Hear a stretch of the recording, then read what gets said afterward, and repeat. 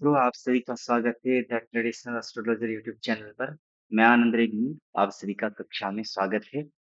हम लोग मुहूर्त चिंतामणि ग्रंथ का अध्ययन कर रहे हैं और इस अध्ययन के क्रम में हम लोग विवाह प्रकरण का अध्ययन कर रहे हैं।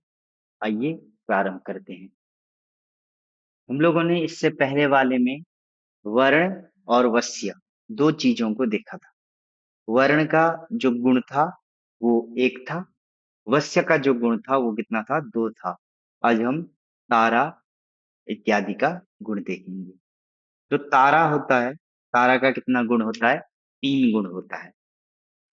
कन्यर्क्षाद वरभम यावत कन्याभम वरभादपि गणयन नवरिक्षेशे त्रिश्वद्रीभम सत्स्रते।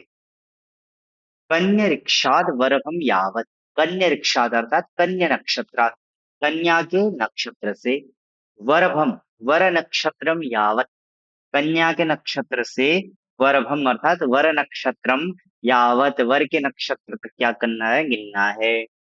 और उसी प्रकार से कन्याभम वरभादपि, वरभात कन्याभम अपि, वरभात अर्थात वर नक्षत्रात, वर के नक्षत्र से, कन्याभम अर्थात कन्या नक्षत्र पर्यंतम। तो यहाँ पर दो चीजें बताई गई।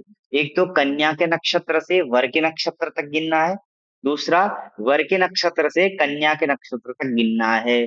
फिर उसके बाद कहा कि गणयेत नवरिक्षेशे त्रिस्वद्री भव संस्मृतम, गणयेत गणना करनी चाहिए। गणना करने के बाद क्या करना चाहिए, नवरित, नौ से क्या कर देना चाहिए, भाग देना चाहिए। जितनी संख्या आएगी उसको कितने से भाग देना है, नौ से भाग देना है। तो से अगर शेष में त्रि अर्थात तृतीय, ईशु अर्थात पांच, ईशु अर्थात बाण, बाण कितने होते हैं, पांच बाण होते हैं। और अद्रि, अद्रि अर्थात पर्वत, सात।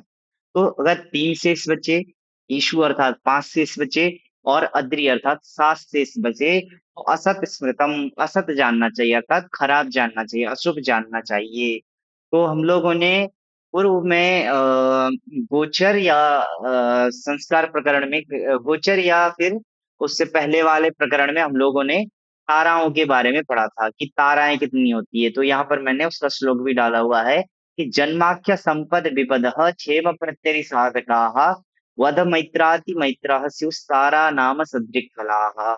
एक जन्म तारा होती है, दूसरी संपत तारा होती है, तीसरी विपत तारा होती है, चौथी क्षेम तारा होती है, पांचवी प्रत्यरि तारा होती है, छठवीं साधक तारा होती है, सातवीं वध तारा होती है, आठवीं मैत्र तारा होती है और नौवीं अति मैत्र तारा होती है। इसलिए यहाँ पर कितने से भाग देना पड़ रहा है, नौ से भाग देना पड़ रहा है।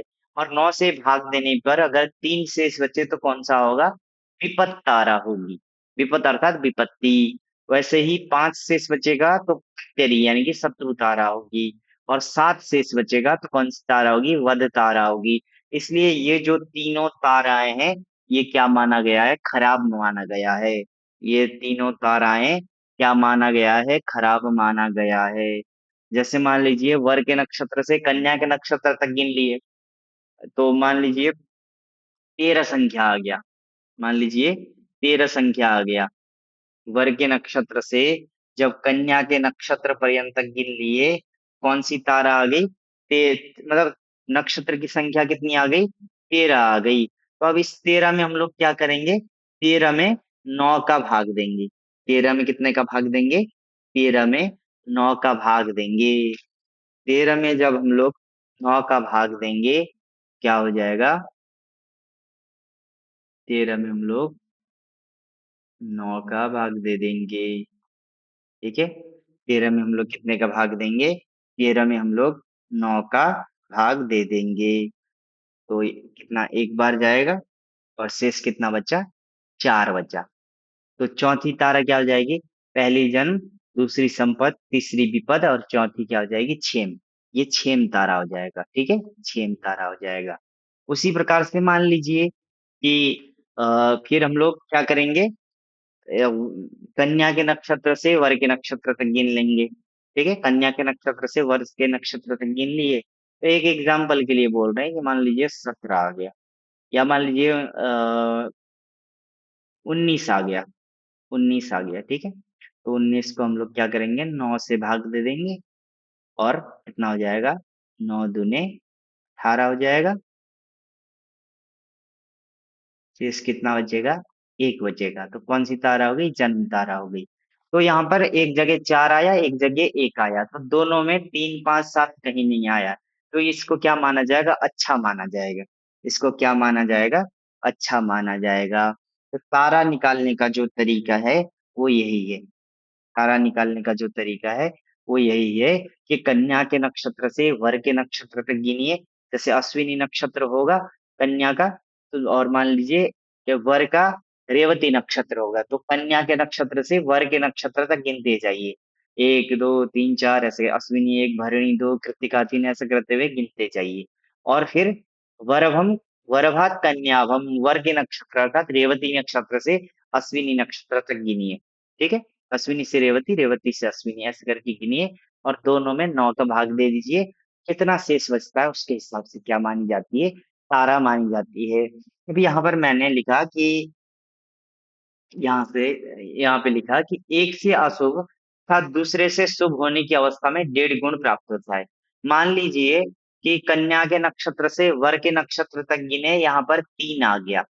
ठीक है, और वर के नक्षत्र से कन्या के नक्षत्र तक गिने, यहाँ पर 1 आ गया। तो ऐसे में क्या हो गया, एक से अशुभ आया, एक से शुभ आया, तो ऐसी अवस्था में क्या होगा, 1.5 गुण प्राप्त होगा। और जैसे ये पहली वाली अवस्था थी, एक जगह 4 आया था, एक जगह 1 आया था, तो ऐसे में दोनों में तारा क्या थी, शुद्ध थी। तो ऐसे में पूरा का पूरा 3 गुण प्राप्त हो जाएगा।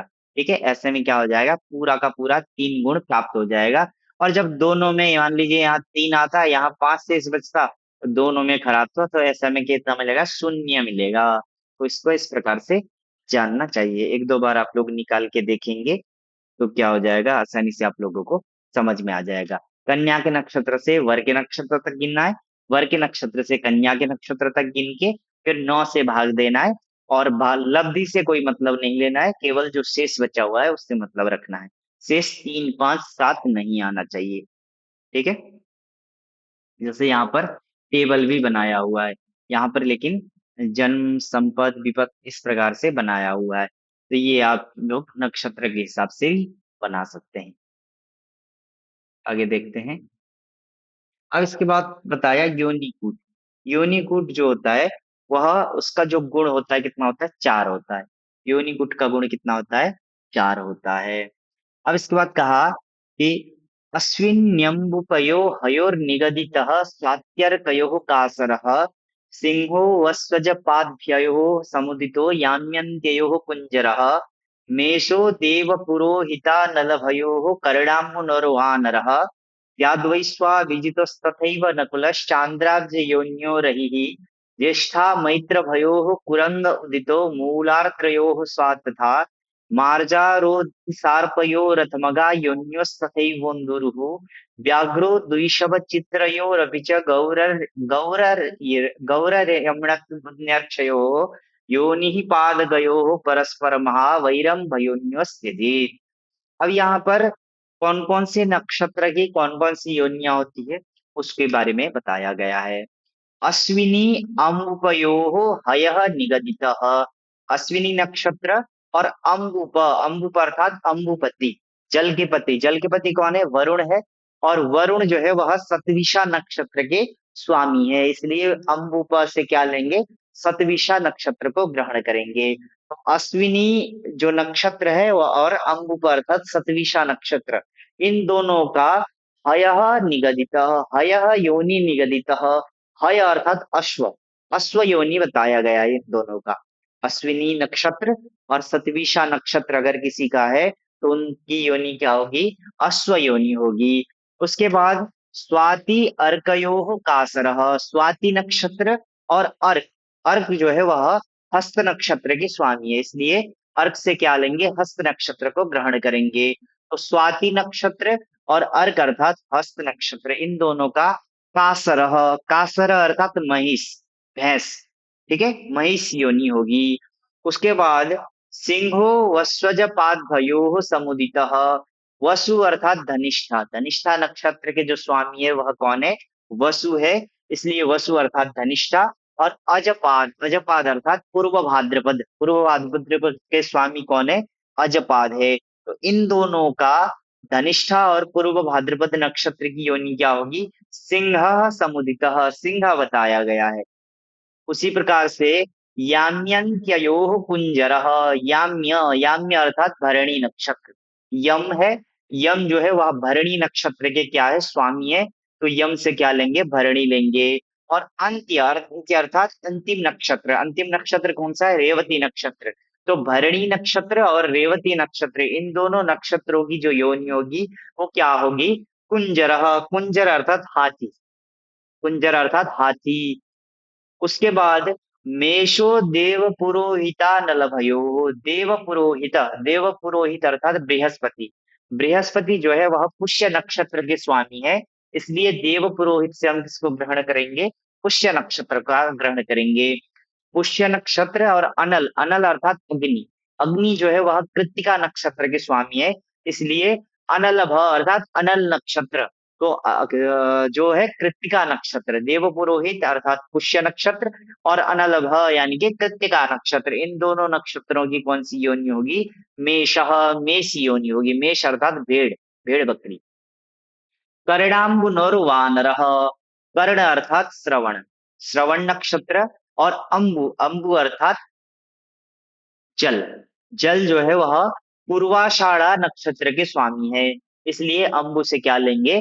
लोग पूर्वाषाढ़ा लेंगे। तो श्रवण नक्षत्र और अंबु अर्थात पूर्वाषाढ़ा नक्षत्र, इन दोनों नक्षत्रों की जो योनि होगी वो क्या होगी?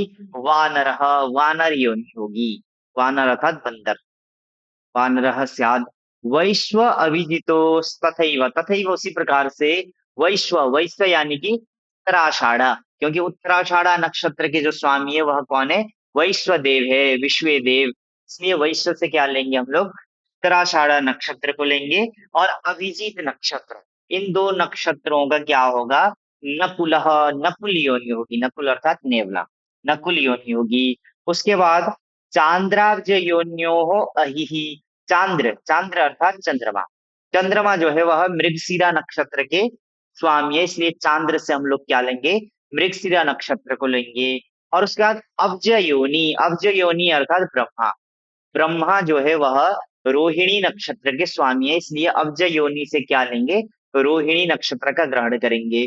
तो चांद्र, मृगशिरा और अब्ज योनि अर्थात रोहिणी, इन दो नक्षत्रों की जो है अहिहि अर्थात सर्प योनि होगी। उसके बाद ज्येष्ठा मैत्र भयो कुरंग उदितः, ज्येष्ठा नक्षत्र और मैत्र अर्थात अनुराधा नक्षत्र, इन दोनों नक्षत्रों का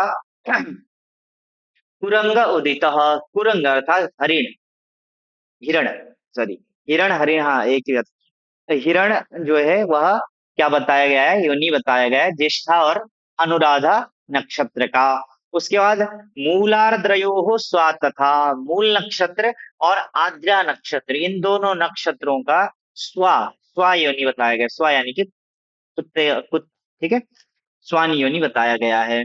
उसके बाद मार्जारोदिति सार्पयो, अदिति, अदिति जो है वह पुनर्वसु नक्षत्र के स्वामी है, इसलिए अदिति से क्या लेंगे हम लोग? पुनर्वसु नक्षत्र का ग्रहण करेंगे।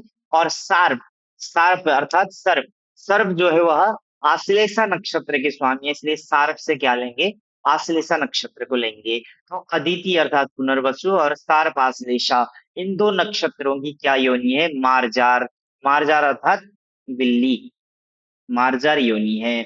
उसके बाद मघा योन्यस तथैव उन्दुरुः, तथैव उसी प्रकार से मघा, मघा नक्षत्र और योनि, योनि अर्थात पूर्वा फाल्गुनी नक्षत्र, क्योंकि पूर्वा फाल्गुनी के स्वामी कौन है? भग है। तो मघा नक्षत्र और योनि अर्थात पूर्वा फाल्गुनी नक्षत्र, इन दोनों का जो है उन्दुरु, उन्दुरु अर्थात चूहा, उन्दुरु योनि होगा, चूहा। उसके बाद व्याघ्रो द्विषभ चित्रयोः, द्विष, द्विषभ, द्विष कहते हैं दो ईश वाला, दो स्वामी वाला। तो दो स्वामी वाला केवल एकमात्र नक्षत्र है, क्या है? विशाखा नक्षत्र, जिसके दो स्वामी हैं इंद्र और अग्नि। तो द्विष से क्या लेंगे हम लोग? विशाखा नक्षत्र को लेंगे। और भ अर्थात नक्षत्र, तो द्विषभ अर्थात विशाखा नक्षत्र। और चित्रयो, चित्रा जो नक्षत्र है, इन दोनों नक्षत्रों की व्याघ्र योनि होती है, व्याघ्र अर्थात बाघ, व्याघ्र योनि होती है। और अर्यमा, अर्यमा अर्थात उत्तरा फाल्गुनी नक्षत्र, उत्तरा फाल्गुनी के स्वामी अर्यमा है, और अहिर्बुदनीय अर्थात उत्तरा भाद्रपद नक्षत्र, क्योंकि उत्तरा भाद्रपद के स्वामी कौन है? अहिर्बुदनीय है। अर्यमा उत्तरा फाल्गुनी नक्षत्र और अहिर्बुदनीय उत्तर भाद्रपद नक्षत्र, इन दोनों नक्षत्रों की गौ क्या योनि है? गौ योनि है। तो यहाँ तक, इस लाइन तक क्या बता दिए? सभी जो नक्षत्र है उन नक्षत्रों की योनियों को यहाँ पर बता दिए। फिर अंतिम में एक लाइन जोड़ दे रहे हैं कि योनि पाद गयो हो परस्पर महावैरम पयोन्योस्त्यजेत। पाद गयो हो भयोन्यो हो योनि परस्परम महावैरम त्यजेत। भयोन्यो हो, पाद गयो हो, यानी कि एक पाद में जो यहाँ पर उल्लेखित है, क्या? तो कहा कि भयोन्यो हो, भ अर्थात नक्षत्र, नक्षत्रों की जो योनि एक पाद में, यानी कि एक जो श्लोक का एक पाद है, उस पाद में जो नक्षत्रों की योनियां बताई गई है, उसमें परस्परम महावैरम, परस्पर में क्या होता है? उन दोनों में महावैरम, शत्रुता होती है, इसलिए त्यजेत, उसको त्याग देना चाहिए। जैसे यहाँ पर पहली लाइन में हम लोग देखते हैं, एक यहाँ पर कहा हयः अश्व कहा, और इधर क्या कहा? महिष कहा। अश्व और महिष ये दोनों क्या हो जाएंगे? परस्पर इन लोगों का वैर रहेगा। कन्या का अगर अश्व योनि है और वर का अगर क्या है? कासर योनि है, अर्थात महिष योनि है, तो ये इस योनि को खराब माना जाएगा। ऐसे में क्या होगा? पति पत्नी में झगड़ा होगा। इसी प्रकार से अगर विपरीत भी करेंगे कि एक का कासर हो दूसरे का हय हो, है ना? कभी वर का हय हो और कन्या का कासर हो, कभी कन्या का हय हो और वर का कासर हो, तो दोनों ही क्या है? त्यागने योग्य है। उसके बाद दूसरा क्या कहा दूसरी लाइन में? सिंह कहा, और यहाँ पर कुंजर हाथी कहा। तो सिंह और हाथी में भी क्या है? बैर है। उसी प्रकार से मेष कहा यहाँ पर भेड़, और यहाँ पर क्या कहा? बानर। तो भेड़ और बंदर, इन दोनों में भी क्या होता है? बैर होता है। उसके बाद यहाँ पर एक जगह कहा नकुल नेवला, और इधर सांप, तो ये दोनों भी खराब है। इधर हिरण कहा, और इधर जो है स्वा यानी कि कुत्ता बताया, तो इन दोनों में भी खराब है। उसके बाद यहाँ पर मार्जार बिल्ली बताया, और यहाँ पर उंदुरु अर्थात चूहा बताया, तो ये दोनों भी खराब है। और यहाँ पर व्याघ्र बताया, और यहाँ पर गौ बताया, तो व्याघ्र बाघ और गौ ये भी खराब है। तो हमेशा कोशिश यही करनी चाहिए कि जो एक पाद में बताए हुए योनियां है, वो दोनों वर वधु की ना हो। और इसी के साथ साथ अगर समाज में हम लोग जो अन्य चीजें देखते हैं, उसके हिसाब से भी ग्रहण कर लेनी चाहिए, क्योंकि कुछ चीजें यहाँ पर नहीं भी बताई होंगी, तो उसके हिसाब से समाज में जो प्रचलित है उसके हिसाब से भी हम लोगों को समझना चाहिए। अब यहाँ पर बताया गया कि कैसे इसको हम लोग देखेंगे कि कैसे चार गुण तो मिलते हैं योनि के, हम लोगों को पता है, लेकिन क्या हमेशा चार मिलेंगे? तो ऐसा तो जरूरी नहीं है। तो उसी चीज के बारे में यहाँ पर बता रहे हैं कि महद वैरे च स्वभावे च यथाक्रमम मैत्रे चैवाति मैत्रे च खेन्दु द्वित्री चतुर्गुणा। महद वैरे, एक महद वैर हो गया, मतलब अत्यधिक शत्रु। वैरे च, वैर यानी कि शत्रु।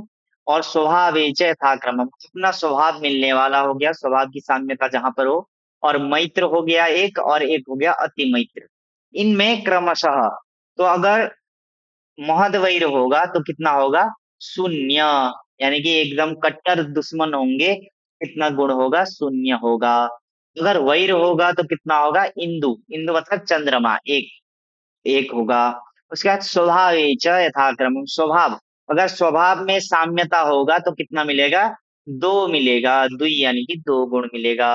और मैत्री, दोनों की योनियों में मित्रता होगी तो कितना मिलेगा? तीन गुण मिलेगा। और अति मैत्री च, अति मैत्र होगा तो क्या होगा? चतुर्गुणा, हाँ, चार गुण मिलेंगे। इसी चीज को यहाँ पर नीचे मैंने हिंदी में भी लिखा हुआ है कि वर एवं कन्या की एक योनि होने पर चार गुण, दोनों योनियों में मित्रता होने पर तीन गुण, दोनों योनियों के स्वभाव में साम्यता आने पर दो गुण, वैर होने की अवस्था में एक गुण। और उसके बाद महद वैर जो है वो क्या हो जाएगा आपका? जो यहाँ पर अश्विन्यम्बुपयो हयोर निगदित स्वात्यर्कयो कासरः, ये जो एक लाइन में जो एक पाद में जो दो चीजें हैं वो हमेशा क्या होंगी? महद वैर होंगी, यानी कि कट्टर दुश्मन होंगे, तो उसमें क्या कितना मिलेगा? शून्य गुण मिलेगा। तो ये योनि जो गुण होता है उसको देखने का तरीका है। अब इसके बाद हम लोग देखते हैं ग्रह मैत्री। क्या देखते हैं? ग्रह मैत्री देखते हैं। ग्रह मैत्री कौन सा है? पांचवा है। तो मित्राणि द्युमणेः कुजेज्य शशिनः शुक्रार्कजौ वैरिणौ सौम्याश्चास्य समो विधुर बुधरवि मित्रेण चास्य द्विषत् तेषाश्चास्य समाः कुजस्य सुहृदश्चन्द्रेज्य सूर्या बुधः शत्रुः शुक्र शनि समौ च ससवृत् सूनोः सिताहस्करौ मित्रे चास्य रिपुः शशि गुरु शनि क्षमाजाः समागिस्पते मित्राण्यर्क कुजेन्दवो बुधसितौ शत्रुः समः सूर्यजः मित्रे सौम्य शनि कवेः शशि रवि शत्रु कुजेज्यौ समौ मित्रे शुक्र बुधौ शनेः शशि रवि क्षमाजा द्विशोन्यः समः। मित्राणि द्युमणेः। द्युमणेः, द्युमणि कहते हैं सूर्य को।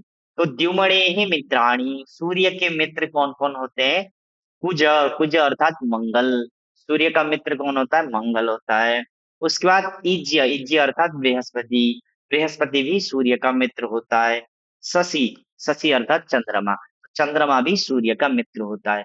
तो मंगल, बृहस्पति और चंद्रमा सूर्य के क्या होते हैं? मित्र होते हैं। और वैरिणव, वैरी अर्थात शत्रु। शत्रु कौन होते हैं सूर्य के? शुक्र अर्कज, शुक्र एक सूर्य का शत्रु होता है। दूसरा अर्कज, अर्कज यानी कि शनि, सूर्य से उत्पन्न।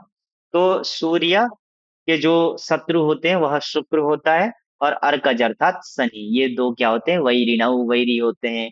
और सौम्यश्च अस्य समः, अस्य सौम्यश्च समः, अस्य अर्थात सूर्यस्य सौम्यः समः, सूर्य का जो सम होता है वह कौन होता है? तो सौम्य, सौम्य अर्थात बुध। बुध ग्रह जो है वह सूर्य का क्या होता है? सम होता है। उसके बाद कहा कि विदु हो, विदु अर्थात चंद्रमा। चंद्रमा के मित्र कौन होंगे? तो कहा कि बुध रवि मित्रे। बुध और रवि अर्थात सूर्य, ये दो ग्रह क्या होते हैं? चंद्रमा के मित्रे, मित्र होते हैं। विदोह चंद्रमा के बुध रवि मित्रे, बुध और रवि अर्थात सूर्य क्या होते हैं? मित्रे, मित्र होते हैं। फिर कहा कि न च अस्य द्विशत, अस्य द्विशत न, यह जो चंद्रमा है इसके द्विशत न, द्विशत अर्थात शत्रु नहीं होते। चंद्रमा का कोई भी ग्रह शत्रु नहीं होता है। शेषाश्च अस्य समाः, शेषाः अस्य समाः, शेष जितने भी ग्रह बचे बुध और सूर्य के बाद में, वो सब जो है वह चंद्रमा के क्या हो जाते हैं? सम हो जाते हैं। उसके बाद कुजस्य अर्थात मंगल का, मंगल के सुहृदः मित्र क्या क्या होते हैं? मंगल के मित्र होते हैं एक चंद्रमा, एक इज्जी अर्थात बृहस्पति, और एक सूर्य। ये तीन जो ग्रह है वह मंगल के क्या होते हैं? मित्र होते हैं। एक चंद्रमा, दूसरा बृहस्पति, तीसरा सूर्य, ये मंगल के मित्र होते हैं। बुधः शत्रु, बुध ग्रह जो है वह मंगल का क्या होता है? शत्रु होता है। और शुक्र शनि समऊ, शुक्र ग्रह और शनि ग्रह, ये जो दो ग्रह है वह समऊ, मंगल के क्या होते हैं? सम होते हैं। यहाँ पर हम लोगों ने मंगल के भी मित्र शत्रु सम देख लिए। उसके बाद ससभृत सुनो हो, ससभृत कहते हैं चंद्रमा को, और चंद्रमा का सूनु अर्थात चंद्रमा का पुत्र। चंद्रमा का पुत्र कौन है? बुध है। तो ससभृत सूनु अर्थात बुध, ससवृत सोनू मतलब क्या हो जाएगा? बुध।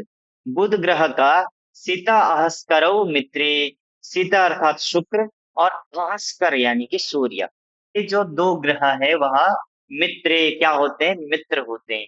ससवृत सोनो हो बुध के, सीता शुक्र और अहस्कर सूर्य, ये जो दो ग्रह है वह क्या होंगे? मित्रे, मित्र होंगे। शशि अस्य रिपुः, शशि अर्थात चंद्रमा, चंद्रमा जो है वह अस्य बुध का जो है वह रिपु, रिपु होगा अर्थात शत्रु होगा।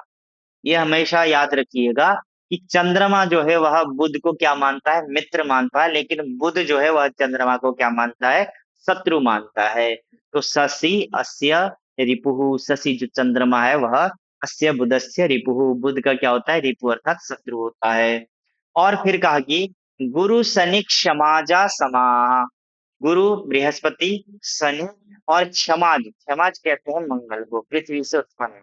तो गुरु, शनि और क्षमाज अर्थात मंगल, ये जो है समा, सम होते हैं बुध के। फिर उसके बाद चलते हैं बृहस्पति पे। गिस्पते है, गिस्पति अर्थात बृहस्पति, बृहस्पति के जो है वह मित्राणी, मित्र कौन होते हैं?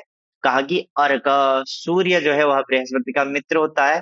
कुज, मंगल जो है वह बृहस्पति का मित्र होता है। और इंदु, इंदु अर्थात चंद्रमा, चंद्रमा जो है वह बृहस्पति का मित्र होता है। गिस्पते अर्थात बृहस्पति है मित्राणी, मित्र होते हैं अर्क सूर्य, कुज मंगल, इंदु चंद्रमा, ये तीन ग्रह जो है वह बृहस्पति के मित्र होते हैं। और बुध सितौ शत्रु, बुध और सित शुक्र, ये जो दो ग्रह है वह बृहस्पति की क्या है? शत्रु, शत्रु है। बुध सितौ, बुध और सित अर्थात शुक्र, ये गिस्पते है बृहस्पति के क्या है? शत्रु। और सूर्य जह समहा, सूर्यज अर्थात शनि, सूर्यज मतलब शनि, शनि जो है वह क्या हो जाएगा? समः, सम होगा बृहस्पति का। उसके बाद मित्रे सौम्य शनि कवेहे, कवेहे, कवि कहते हैं शुक्र, कवेहे यानी शुक्र का, मित्रे, मित्र कौन होते हैं? सौम्य शनि, सौम्य अर्थात बुध और शनि, ये जो दो ग्रह है वह क्या होते हैं? कवेहे मित्रे, शुक्र के मित्र होते हैं बुध और शनि। उसके बाद शशि रवि शत्रु, शशि चंद्रमा और रवि सूर्य, ये जो दो ग्रह है वह किसके शत्रु होते हैं? तो शुक्र के जो है वो शत्रु होते हैं चंद्रमा और सूर्य। उसके बाद समौ कुजज्यो, कुज मंगल, इज्य बृहस्पति, ये जो दो ग्रह है वह सम होते हैं शुक्र के, मंगल और बृहस्पति। उसके बाद शनेः मित्रे शुक्र बुधौ, शनेः शनि ग्रह का मित्रे, मित्र कौन होते हैं? शुक्र बुधौ, शुक्र और बुध जो है वह शनि ग्रह के मित्र होते हैं। और शशि चंद्रमा, रवि सूर्य और क्षमाज मंगल, ये जो है वह द्विष, द्विष अर्थात वैर, शत्रु होते हैं शनि के। शशि चंद्रमा, रवि सूर्य और क्षमाज मंगल, ये जो तीन ग्रह है वह शनि के क्या है? द्विष अर्थात शत्रु है। और अन्य समः, अन्य जो बचा हुआ ग्रह है, बचा हुआ ग्रह कौन सा है? वह है बृहस्पति, तो बृहस्पति जो है वह शनि का क्या हो जाएगा? सम हो जाएगा। तो इस प्रकार से हम लोग मित्र शत्रु सम जान सकते हैं। और जो राहु केतु है, राहु केतु के जल्दी किसी भी ग्रंथ में आपको मित्र शत्रु सम देखने को नहीं मिलते हैं, लेकिन फल दीपिकाकार ने राहु और केतु के बारे में भी बताया गया है। यद्यपि यहाँ पर इस ग्रह मैत्री में तो हम लोग मैच करने के लिए करते हैं, तो यहाँ पर तो राशियों के हिसाब से आएगा, तो राहु और केतु का तो वहां पर अस्तित्व नहीं माना जा सकता है। लेकिन वहां पर उन्होंने बताया कि मित्राणि वित्त सनिशिता स्तमसोर्द्वयस्तु भौमः समो निगदितो रिपवश्च शेषाः। तो वहां पर उन्होंने राहु केतु के बारे में बताया है कि मित्राणि वित्त सनिशितः, तो बुध, शनि और शुक्र, ये जो तीन ग्रह है उनको क्या बताया है उन्होंने? राहु और केतु के मित्र बताया है। मित्राणि वित्त सनिष्ठा समसोरदयस्तु भौमः समः निगदितः, भौम जो अर्थ, जो मंगल है, मंगल को क्या बताया है उन्होंने? सम बताया है। और जो बचे हुए सूर्य चंद्रमा और बृहस्पति है, इनको क्या बोला है? शत्रु बोला है राहु केतु का। तो फल दीपिका में एक श्लोक ऐसा देखने को मिलता है। अब यहाँ पर हम लोग जब ग्रह मैत्री, तो हम लोग को कुछ समझ में आ गया कि कैसे कैसे, यहाँ पर मैंने चार्ट के हिसाब से भी टेबल में यहाँ पर बताया हुआ है, तो इसको आप लोग स्क्रीनशॉट ले सकते हैं। तो यहाँ पर कहा कि त्रैकाधिपतित्वे च मित्रत्वे गुणपंचकम, चत्वारः सममित्रत्वे द्वयोः साम्ये त्रयो गुणाः, मित्रवैरे गुणश्चैकः समवैरे गुणार्धकम्, परस्पर खेटवैरे गुणः शून्यम विनिर्दिशेत। ये दैवज्ञ मनोहर में ये श्लोक देखने को मिलता है कि हम लोग ग्रह मैत्री मैच कैसे करेंगे, मतलब कितने गुण मिलेंगे हम लोगों को कैसे पता चलेगा? तो वहां पर कहा है कि तत्र एकाधिपतित्वे, जब एकाधिपतित्व हो, यानी कि जो वर और कन्या की जो राशियां हैं उन दोनों राशियों का स्वामी एक ही हो जाए।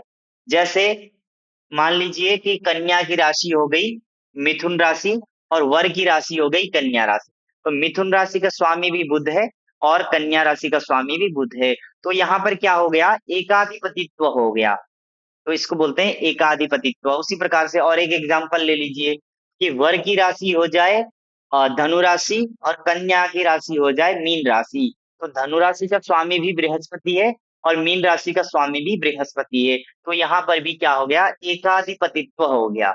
एक कंडीशन ये हो गया। दूसरा हो गया मित्रत्वे, मित्र हो जाए। जैसे लड़के की राशि सिंह राशि है और लड़की की राशि धनु राशि है। तो सिंह राशि का मालिक जो है वो सूर्य है और धनु राशि का मालिक कौन है? बृहस्पति है। तो सूर्य और बृहस्पति एक आपस में क्या है? मित्र है। तो ऐसे अवस्था में भी गुण पंचकम, कितने गुण मिलेंगे? 5 में से 5 मिलेंगे, 5 में से 5 नंबर मिलेंगे। जब क्या हो जाए? एकाधिपतित्व आ जाए दोनों में, अथवा दोनों मित्र हो, तो गुण पंचकम 5 गुण मिल जाएंगे। उसके बाद कहा चत्वारः सममित्रत्वे, 4 गुण कब मिलेंगे? तो कहा कि सममित्रत्वे, सम और मित्र हो, सम और मित्र हो तो कितने गुण मिल जाएंगे? 4 गुण मिल जाएंगे। जैसे लड़के की राशि है सिंह राशि और लड़की की राशि है मिथुन राशि। लड़के की राशि है सिंह राशि और लड़की की राशि है मिथुन राशि। तो मिथुन राशि का स्वामी कौन है? बुध है। और सिंह राशि का स्वामी कौन है? सूर्य है। तो सूर्य बुध को सम मानता है, लेकिन बुध सूर्य को क्या मानता है? मित्र मानता है। तो ये क्या हो गया? सममित्रत्व हो गया। एक सम मान रहा है, एक मित्र मान रहा है। तो ऐसे कंडीशन में कितना मिलेगा? चत्वारः, 4 गुण मिलेगा। जब एक सम मानता हो, दूसरा मित्र मानता हो, तो 4 गुण मिलेंगे। द्वयोः साम्ये त्रयो गुणाः, द्वयोः साम्ये त्रयो गुणाः, दोनों से साम्यता हो यानी कि दोनों से समता हो, दोनों एक दूसरे को सम मान रहे हो, त्रयो गुणाः, कितने गुण मिलेंगे? 3 गुण मिलेंगे। जैसे लड़के की जो राशि है वो हो जाए मकर राशि या कुंभ राशि में से एक, और लड़की की जो राशि है वो मीन राशि या धनु राशि में से एक हो जाए। तो जो मकर और कुंभ का स्वामी हो जाएगा शनि, धनु और मीन का स्वामी हो जाएगा बृहस्पति। तो बृहस्पति भी शनि को सम मानता है, शनि भी बृहस्पति को सम मानता है। ठीक है, बृहस्पति भी शनि को सम मानता है और शनि भी बृहस्पति को सम मानता है। तो ये क्या हो गया? द्वयोः साम्य हो गया, दोनों की समता होने पर कितने गुण मिल गए? त्रयो गुणाः, 3 गुण मिल गए। फिर कहा कि मित्र वैरे गुणश्च एकः, मित्र और वैर हो, एक दूसरे को मित्र मानता हो और दूसरा उसको क्या मानता हो? वैर अर्थात शत्रु मानता हो। जैसे चंद्रमा जो है बुध को क्या मानता है? अपना मित्र मानता है, लेकिन बुध जो है चंद्रमा को क्या मानता है? अपना शत्रु मानता है। तो मान लीजिए लड़के की राशि क्या हो जाए? कर्क राशि हो जाए, तो कर्क राशि का स्वामी कौन हो जाएगा? चंद्रमा हो जाएगा। और लड़की की राशि मान लीजिए मिथुन या कन्या हो, तब ऐसे अवस्था में क्या हो जाएगा? मिथुन या कन्या का स्वामी बुध हो जाएगा, कर्क का स्वामी हो जाएगा चंद्रमा। तो चंद्रमा बुध को मित्र मानता है, लेकिन बुध चंद्रमा को शत्रु मानता है। तो ये अवस्था क्या हो गया? मित्र वैरे। तो एक गुण, एक गुण मिलेगा ऐसे कंडीशन में। फिर कहा कि समवैरे गुणार्थकम, समवैरे गुणार्थकम, एक सम मानता हो, दूसरा वैर यानी कि दूसरा शत्रु मानता हो। जैसे मंगल, मंगल शनि को क्या मानता है? सम मानता है। मंगल शनि को क्या मानता है? सम मानता है, लेकिन शनि मंगल को क्या मानता है? शत्रु मानता है। तो ये कंडीशन क्या हो जाएगा? समवैर कंडीशन हो जाएगा।